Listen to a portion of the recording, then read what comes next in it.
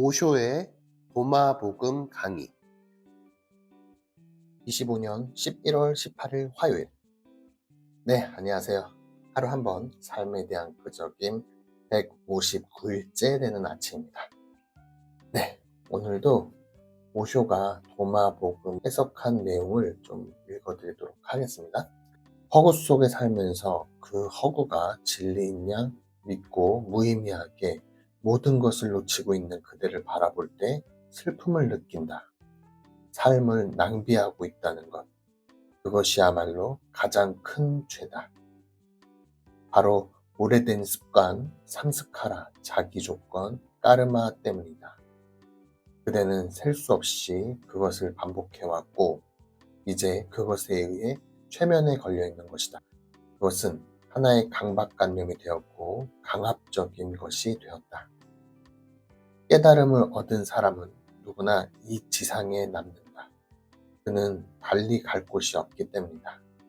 그는 육신 없이 남아서 도움을 주고 있다. 그것이 깨달음을 얻은 이의 본성이기 때문이다. 그것은 마치 빛과 같다. 인간은 있는 그대로의 모습으로 살지 않고 자신이 원하는 모습으로 살아간다. 자신의 본래 얼굴로 살아가는 것이 아니라 색칠한 가짜 얼굴로 살아간다. 자연스럽게 살아가는 사람은 한 가지만을 필요로 한다. 깨어있는 마음이 그것이다. 그 밖에는 아무것도 필요하지 않다. 우리는 왜 예수를 알아보지 못하는가? 우리의 두 눈이 감겨져 있기 때문이다. 그리고 우리의 눈이 감겨져 있는 것은 우리가 입고 있는 옷들 때문이다. 우리의 몸에 걸쳐져 있는 옷이 아니라 부끄러움과 두려움과 자기 혐오, 자기 비난, 죄의식으로 겹겹이 쌓여진 옷들 때문이다. 삶은 살아야 할 신비이지 풀어야 할 수수께끼가 아니다. 삶은 문제가 아니다. 그 비밀은 열려 있는데 오직 그대가 닫혀 있는 것이다. 그것은 모든 곳에서 드러나 있다. 햇빛 속에서 그 잎사귀 하나하나가 나뭇가지 하나하나가 모두 드러나 있다. 그런데 그대가 닫혀 있는 것이다. 존재에는 세 개의 층이 있다. 첫 번째 층은 대상물의 세계, 과학의 세계이다. 두 번째 층은 사고의 세계, 철학이나 시, 생각이나 느낌의 세계이다. 그리고 세 번째 층, 종교의 세계가 있다. 그것은 지켜보는 자의 세계이다. 생각을 지켜보고 물질을 지켜보는 자의 세계이다. 실제로 어떤 것을 갖고 있지 않을 때만 그대는 그것에 집착한다. 갖고 있다면 줄 수 있다. 기뻐하면서 줄 수 있을 때 비로소 소유자이다. 아직 그것에 매달리고 있다면 그것의 주인이 아니다. 먼저 개인이 되라. 존재의 혁명가가 되라. 사회를 초월하고 두려움 없이 모든 사슬과 관계를 넘어서 가라. 홀로 되어 자신이 세계의 중심인 것처럼 존재하라. 그러면 신은 그대를 향해 달려올 것이다. 네, 이렇게 오늘 요약한 내용들을 좀 읽어드렸는데요. 오늘은 그래도 다행히 책을 읽을 시간이 좀 있었습니다. 근데 읽다 보니까 진짜 재밌긴 합니다. 재밌네요. 삶을 되돌아보는 그런 시간이 좀 되는 것 같아요. 그리고 앞으로 어떻게 살아가야 할지도 방향성을 제시해 주는 것 같습니다.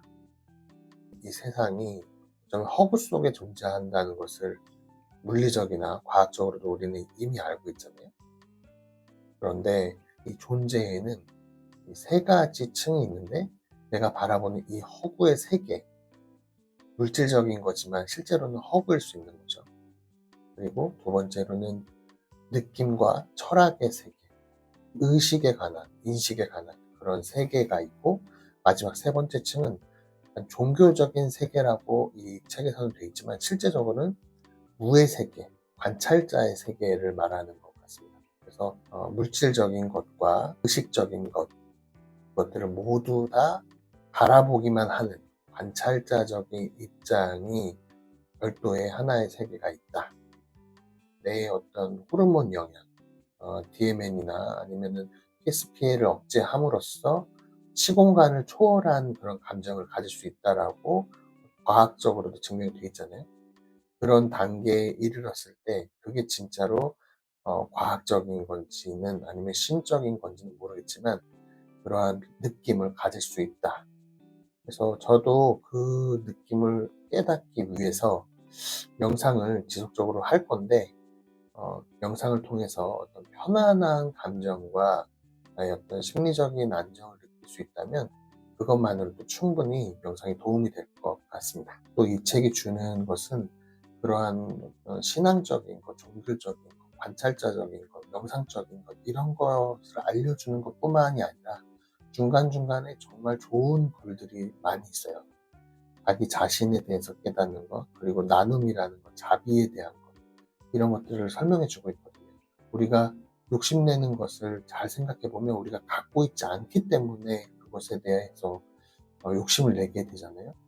그런데 실제로 그것을 충분히 갖고 있다면 기뻐하면서 다른 사람에게 줄 수 있다. 그것이 어떤 물질적인 것도 될 수 있고 아니면 감정적인 것, 사랑 같은 것, 어떤 자비 이런 것을 설명해 주는 것 같습니다. 그래서 기뻐하면서 줄 수 있다. 내가 충분히 갖고 있기 때문에.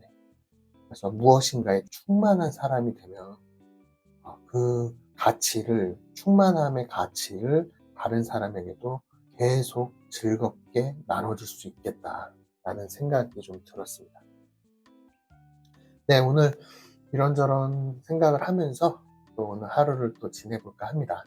네, 오늘 하루도 행복한 하루, 가치 있는 하루 되시길 바라겠습니다. 감사합니다.